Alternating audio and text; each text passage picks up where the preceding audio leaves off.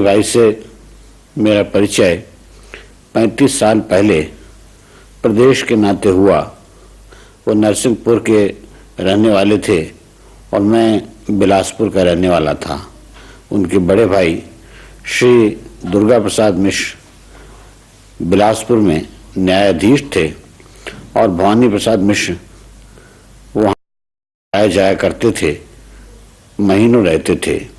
वहीं मेरा उनसे परिचय हुआ।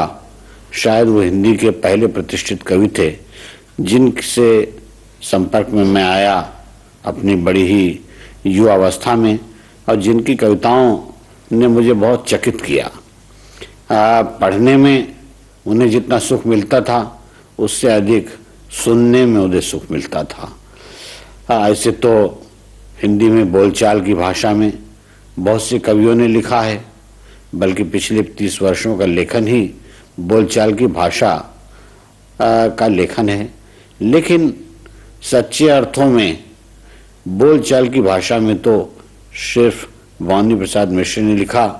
वो कहते हुए थे, लिखा भी है उन्होंने, जिस तरह हम बोलते हैं उस तरह तो लिख, और उसी तरह उन्होंने लिखा और वैसा ही वो दिखते भी थे जैसा वो लिखते थे। उनके लिखने में और दिखने में कोई फर्क नहीं था। बड़े निष्ठावान व्यक्ति थे, सिद्धांत वाले व्यक्ति थे। सिद्धांतों के मामले में उन्होंने कभी समझौता नहीं किया। प्रदेश में जब तक वो रहे मेरा उनसे बराबर संपर्क रहा।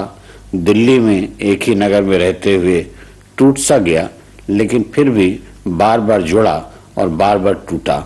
उसकी वजह ये थी कि उनके राजनीतिक विचार कुछ और थे और मेरे राजनीतिक विचार कुछ और थे। आपस में एक टकराहट थी, लेकिन कोई कटुता नहीं आई, क्योंकि मैं उनकी कविताओं से ही उनको जानता था और उनकी कविताओं के जरिए ही उनको जानना चाहता था। उनकी कविताओं ने आरंभ से ही, जैसा कि मैंने कहा, मुझे बहुत प्रभावित किया था। न जाने कितनी पंक्तियां हैं उनकी जो मन में घुमड़ती हैं और घुमड़ती रहेंगी।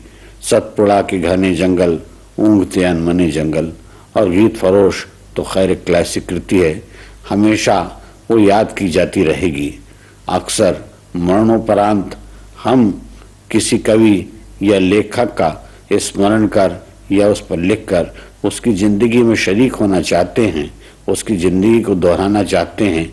लेकिन जिंदगी दोहराई नहीं जा सकती, सिर्फ उसका स्मरण किया जा सकता है।